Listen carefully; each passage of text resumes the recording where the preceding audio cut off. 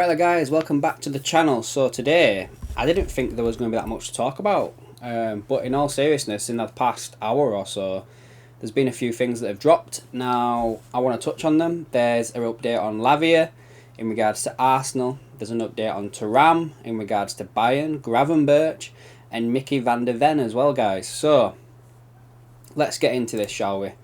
Where should we start? In fact, I've got this loaded up already, so we'll start with this one first. So, Florian Plettenberg, the Sky Sports Germany journalist, who I've cited a few times on this channel now. An hour ago, he tweeted out on Gravenberch, Liverpool is definitely out of the race, but talks between the club and the players' management took place. Instead, Romeo Lavia is one of the priorities for Liverpool now. Important to say, Gravenberch is not unsaleable for Bayern Munich. So basically, Bayern's stance has changed now. So remember when it was all coming out, initially they were saying he's not for sale, they don't want to sell him. And now it seems that Liverpool have obviously gone and got Szoboszlai done, and they've just backed out of this deal to sign Gravenberch or Berge, that Bayern have changed their stance now. So why has this changed? For me, maybe Gravenberch was a backup to Szoboszlai. Perhaps he's a backup for Lavia. So maybe Lavia's the number one, and we've put an inquiry in for Lavia. Maybe we were given some sort of positivity that he was up for the move to come to Liverpool, but we went and got Szoboszlai done first. And now, Lavia.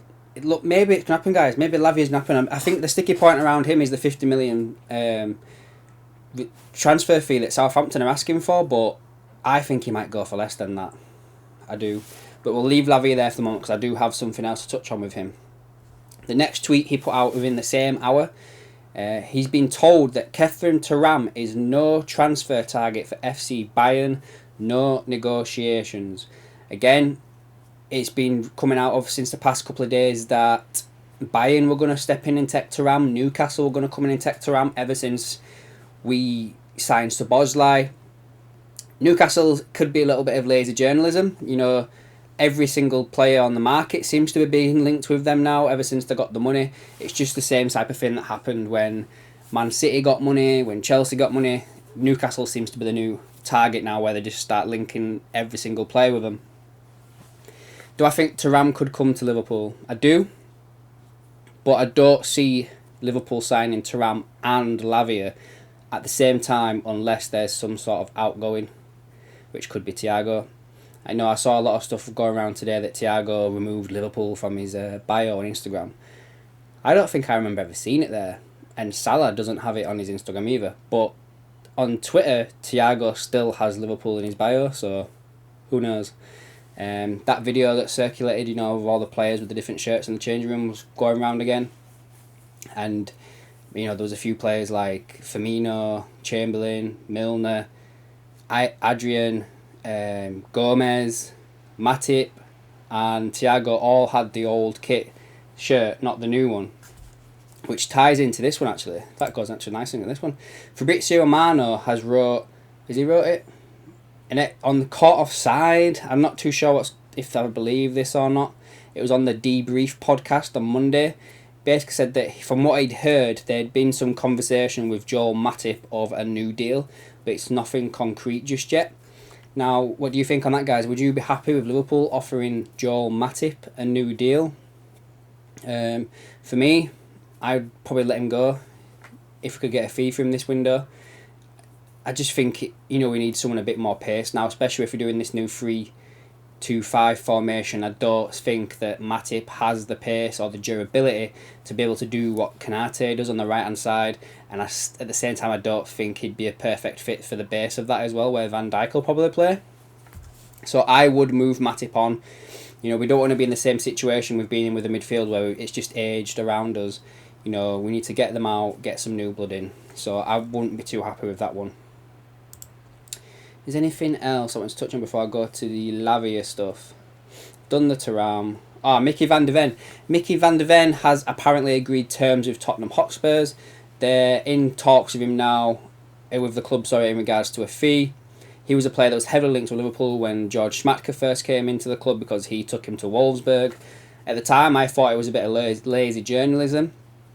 on the Wolfsburg side of things, where they could basically be like, oh, he's gone to Liverpool. Who have we got that we could link with Liverpool? Oh, Mickey van der Ven. They need a defender. Blah blah blah blah.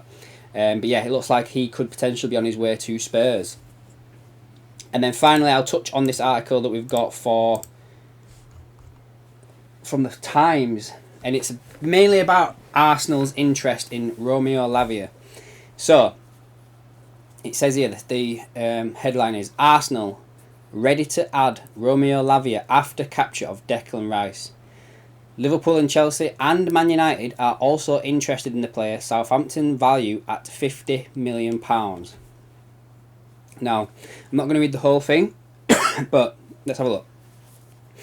Arsenal are ready to make a move for Southampton midfielder Romeo Lavia once the signing of Declan Rice is completed. The final details of Rice's £105 million transfer are still being negotiated, but Arsenal want to continue their summer spending spree by bidding for Lavia, although they expect to face strong competition from Liverpool for the 19-year-old.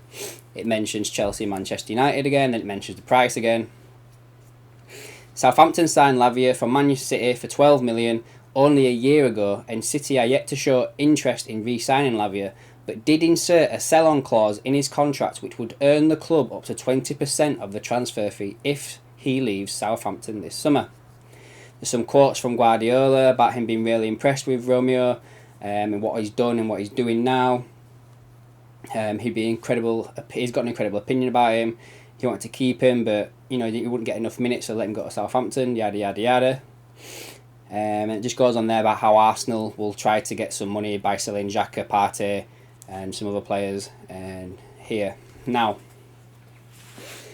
it's been very quiet in Romeo Lavia's side, hasn't it, in regards to him being linked credibly with Liverpool and other teams. Now, with this coming out, is this the agent trying to get the wheels in motion with a move to Liverpool? In regards to, if you don't go do this now, Arsenal could take him, Chelsea could take him, United could take him. This is the price. Or is it Southampton trying to get a bidding war going? Who knows in regards to all this? But it's definitely one to keep an eye on. I do think Liverpool are interested in Romeo Lavia, 100%.